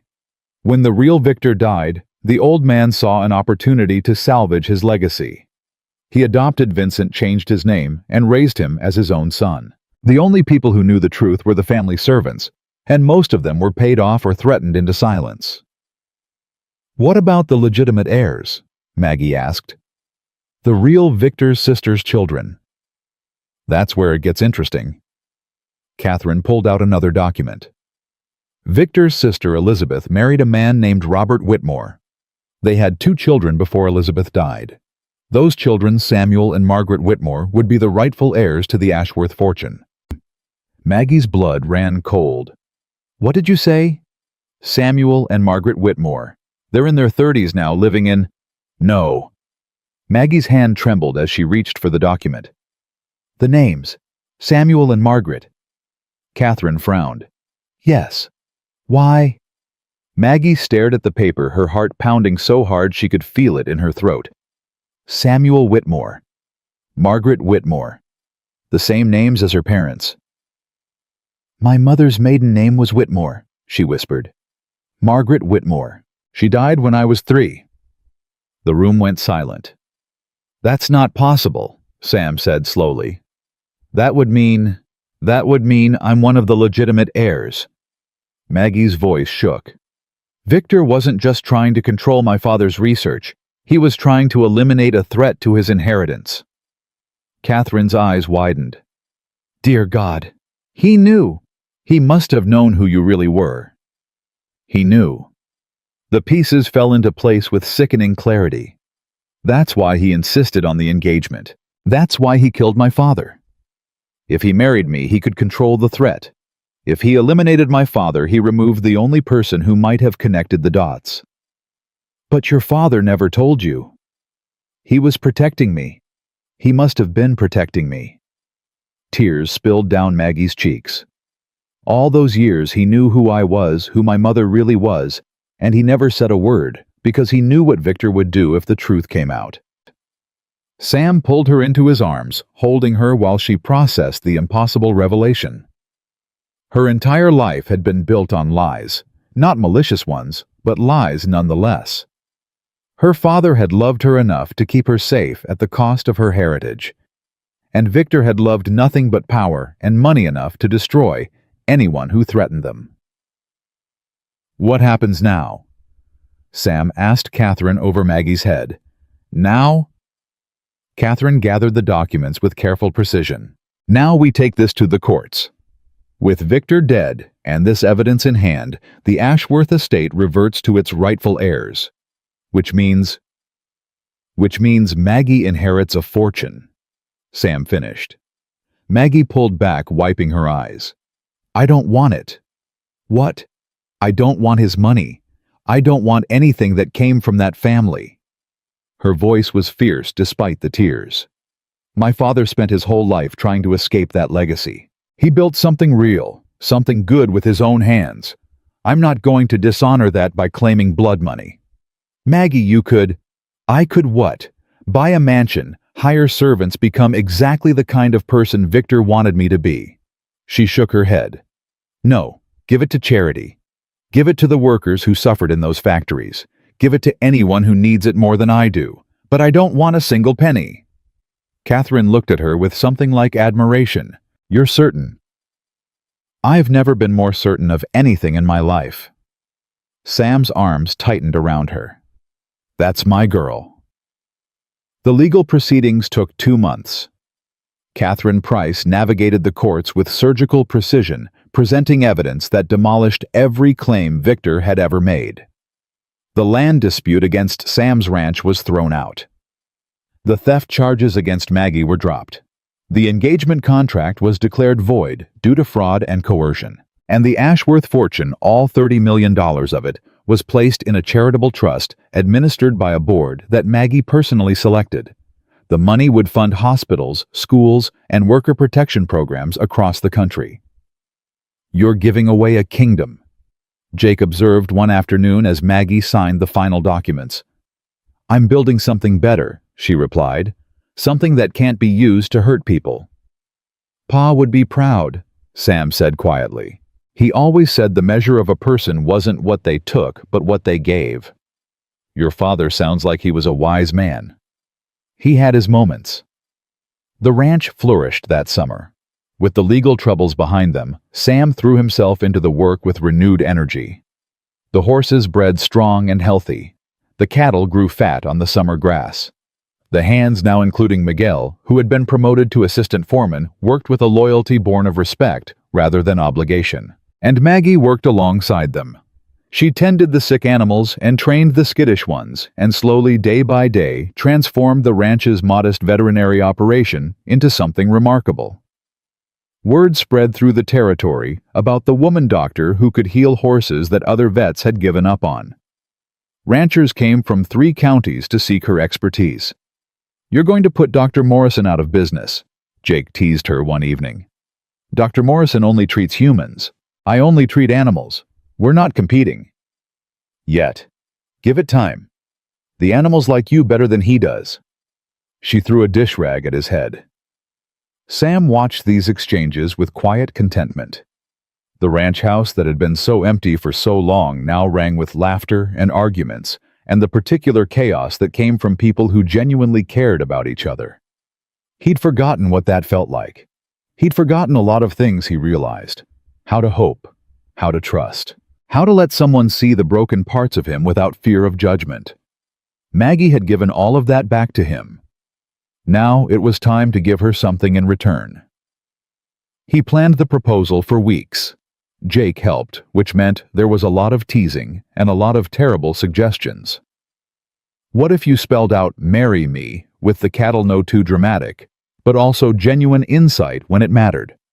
Keep it simple, Jake advised. Maggie's not a woman who needs grand gestures. She needs to know you mean it. I mean it more than I've ever meant anything. Then show her that. The rest is just decoration. Sam chose a Sunday evening in late August, when the summer heat had finally begun to ease, and the first hints of autumn colored the edges of the world. He led Maggie to the spot where they'd first kissed the porch of the ranch house, with the sun setting over the mountains in the distance. "Sam, what is this about?" Maggie asked as he positioned her facing the view. "You've been acting strange all day." "Have I?" "You burned breakfast. You put your shirt on inside out. You called Miguel by Jake's name 3 times.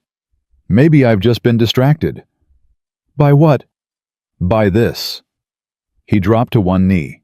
Maggie's hand flew to her mouth. "Margaret Hayes!" Sam began his voice steady despite the hammering of his heart. "I spent 15 years believing I would never find someone who saw me for who I really am. I built walls so high I couldn't see over them, and I told myself that was protection, when really it was just fear." He pulled out the ring, his mother's ring, polished and gleaming in the fading light. "Then you showed up with blood on your sleeve and fire in your eyes, and you demolished every wall I'd ever built. You challenged me. You frustrated me. You made me want to be a better man than I ever thought I could be." His voice cracked. "You gave me back my hope, Maggie. You gave me back my faith in the possibility of something good."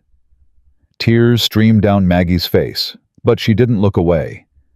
She held his gaze with those honey-colored eyes that had captured him from the first moment he saw them. "I don't have a fortune to offer you," Sam continued. "I can't give you mansions or servants or the kind of life you were born to have. All I have is this ranch, these horses, and a heart that's been yours since the day we met." He held up the ring. "My mother wore this ring for 22 years. My grandmother wore it for 40 before her. It's not worth much in dollars, but it's worth everything to me. And I can't imagine giving it to anyone but you." He took a breath. "Margaret Hayes, will you marry me?" The silence stretched for one heartbeat. 2, 3.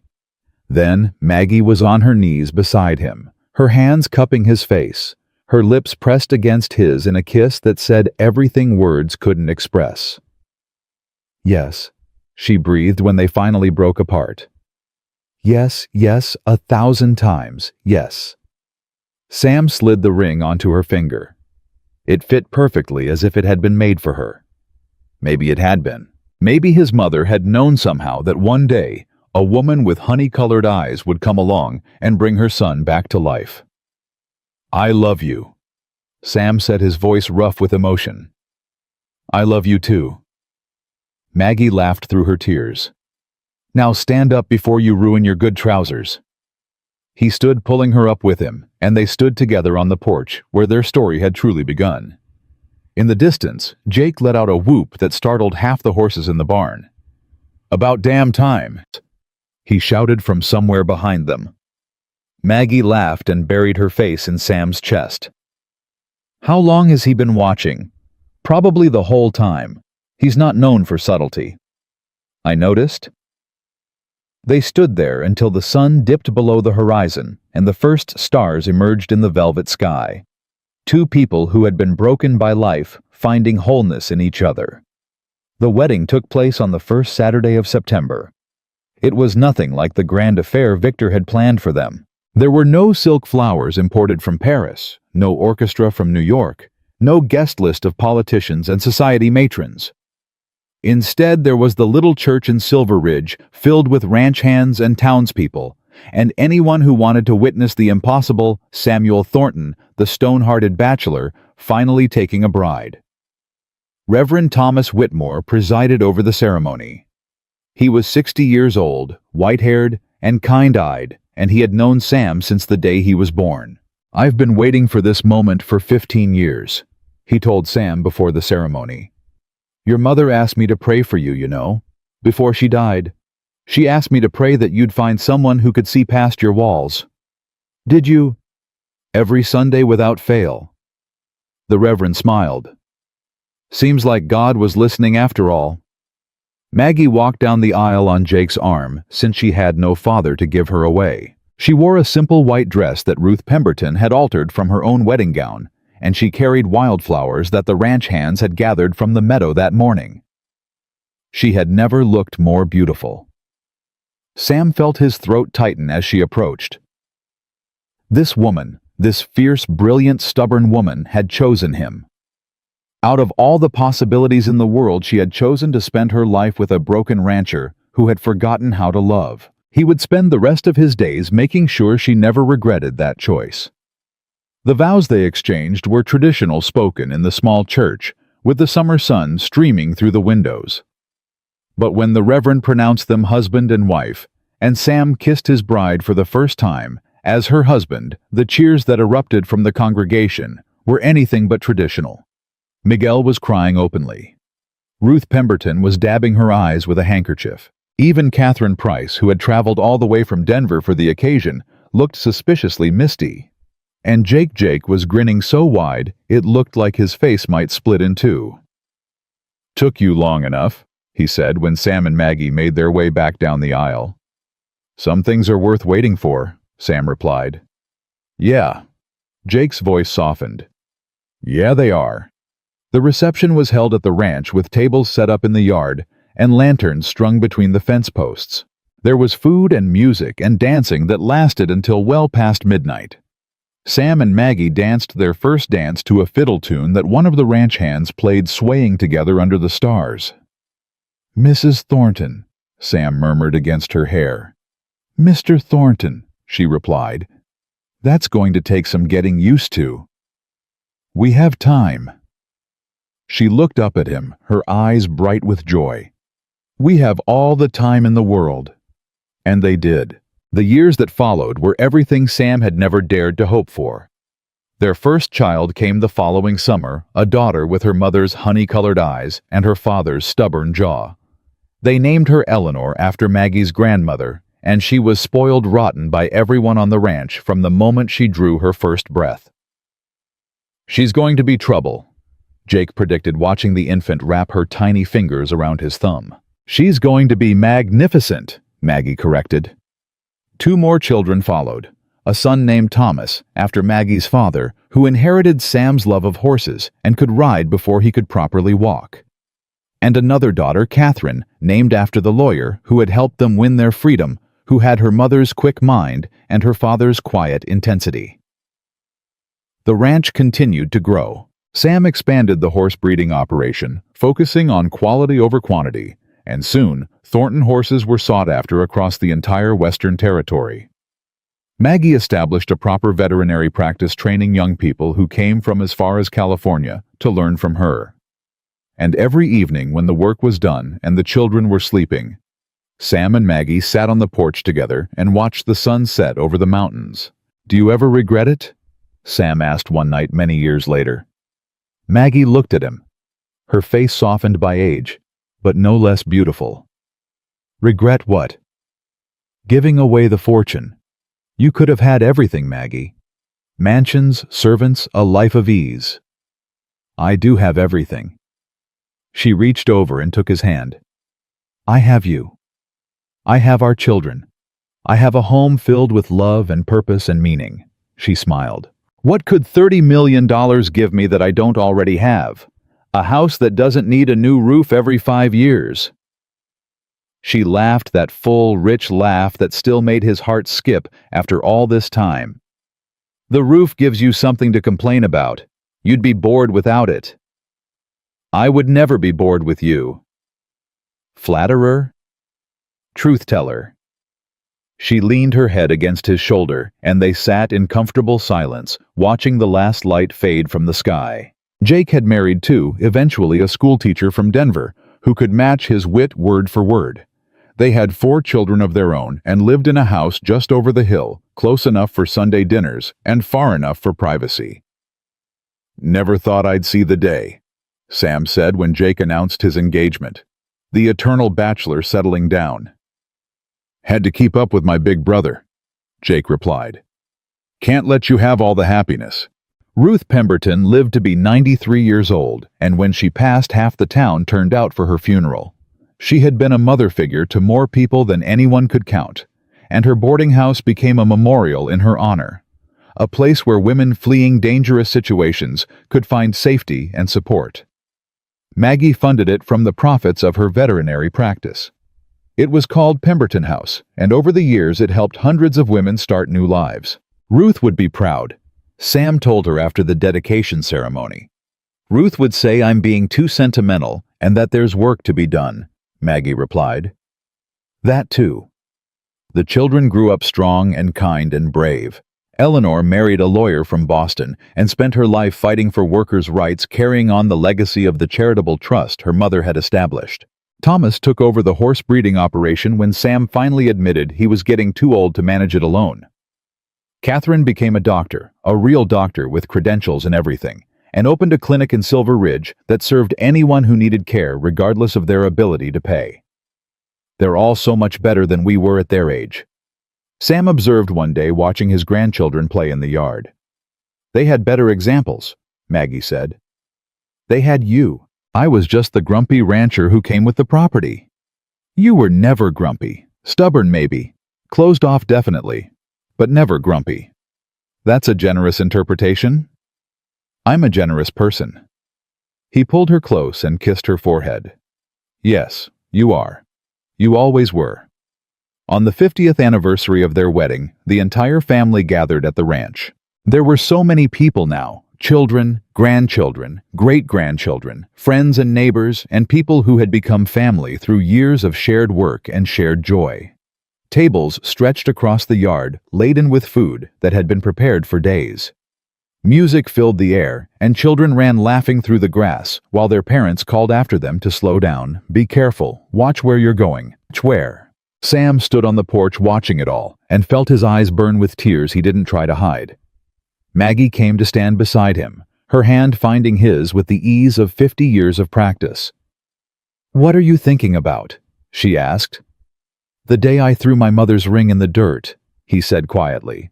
"I was so certain I would never find anyone who loved me for myself. So certain that I was destined to be alone. And now." He looked at the chaos of people in his yard, at the children who bore his name and his blood, at the woman who had walked into his life with nothing but a trunk and a stubborn refusal to give up. "Now I know that the best things in life are the ones we never see coming." He turned to face her, taking both her hands in his. "You saved me, Maggie. Not just from loneliness or fear, but from myself. You showed me that it was possible to be seen and loved and accepted, walls and all. You gave me a family when I'd given up on ever having one." "You saved me too," she said softly. "You gave me a home when I had nowhere to go. You stood between me and every danger without ever asking for anything in return. You loved me when I didn't know how to let myself be loved. Seems like we saved each other." "Seems like we did." He kissed her, then slow and sweet, and somewhere behind them, their youngest great-grandchild squealed with delighted disgust. "Gross," the child announced. "Great-grandma and great-grandpa are being mushy again." "Get used to it, kid," Jake's voice called out. "They've been like that for 50 years, ain't gonna stop now." Laughter rippled through the gathering. Sam smiled against Maggie's lips. "I love you," he said. "I love you too," she replied. And that was the truth of it.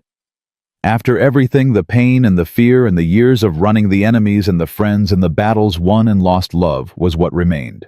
Love was what had saved them. Love was what had built this family from two broken people who had found in each other the missing pieces they'd stopped searching for. That evening, as the party wound down and the guests began to leave, Sam and Maggie sat on the porch one last time. The sun was setting, painting the mountains in shades of gold and rose and purple. The ranch stretched out before them, prosperous and peaceful, filled with the evidence of a life well lived. "No regrets?" Maggie asked. "Not a single one." "Me neither." She leaned her head against his shoulder, and he wrapped his arm around her, holding her close. 50 years ago, he had been a man with a heart of stone and a future of nothing but emptiness. Then she had arrived, a woman with blood on her sleeve and fire in her eyes, carrying nothing but a trunk and a determination to survive. She had brought him back to life. She had given him everything. And now, sitting on this porch in the golden light of sunset, surrounded by the family they had built together, Sam Thornton finally understood what his mother had known all those years ago. Some things are worth waiting for. Some people are worth fighting for. And love, real love, the kind that sees past walls and heals old wounds and builds something beautiful from broken pieces, love is always worth the risk. He had refused every woman in the country. He had waited without knowing he was waiting. And she had arrived exactly when she was meant to, carrying nothing but a trunk and a heart brave enough to love a man who had forgotten how to let himself be loved. This was their story. Not a story of grand gestures and sweeping romance, but of patience and healing, and two broken people who found in each other the missing pieces they had stopped searching for. It was in the end a love story. The best kind. The quiet kind. The kind that lasts.